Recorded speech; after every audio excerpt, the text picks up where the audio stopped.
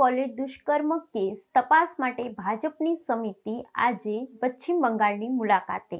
કોલકાતા લો college દુષ્કર્મ case તપાસ માટે ભાજપની સમિતિ આજે પશ્ચિમ બંગાળની મુલાકાતે. કોલકાતા લો કોલેજના વિદ્યાર્થીની સાથે થયેલી દુષ્કર્મની ગંભીર ઘટનાને પગલે ભાજપે તપાસ સમિતિ રચી છે, જે આજે પશ્ચિમ બંગાળની મુલાકાત લેશે. આ સમિતિમાં સાંસદ સતપાલસિંહ, રાજ્યમંત્રી મીનાક્ષી લેખી, વિપ્લવ કુમાર અને મનન કુમાર મિશ્રાનો સમાવેશ થાય છે. તેઓ પીડિતાની મુલાકાત લઈ સમગ્ર ઘટનાની માહિતી એકત્ર કરશે અને સ્થાનિક તંત્ર અને પોલીસ અધિકારીઓ સાથે ચર્ચા કરશે.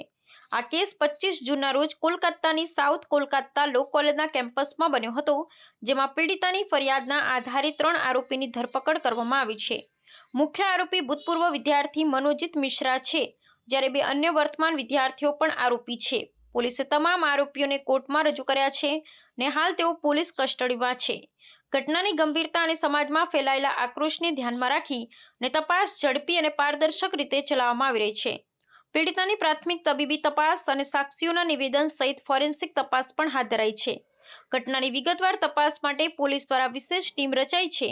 ભાજપ સહિત વિપક્ષ પક્ષોએ રાજ્ય સરકાર પર આકરા પ્રહારો કર્યા છે અને મહિલાઓની સુરક્ષા અંગે ગંભીર પ્રશ્નો ઉઠાવ્યા છે. ભાજપના નેતાઓએ આરોપ મૂક્યો છે કે તૃણમૂલ કોંગ્રેસના સભ્યો પણ આ કેસમાં સંડોવાયેલા હોઈ શકે છે. કોલકાતા લો કોલેજ ગેંગરેપ કેસે સમગ્ર રાજ્યમાં ભારે ચકચાર મચાવી છે.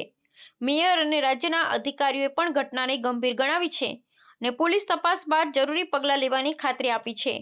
ભાજપની તપાસ સમિતિના આ પ્રવાસથી રાજ્ય સરકાર અને પોલીસ પર દબાણ વધશે અને પીડિતાને ન્યાય મળે તે માટે વધુ રાજકીય અને સામાજિક સ્તરે ચર્ચા વધુ તેજ બનશે.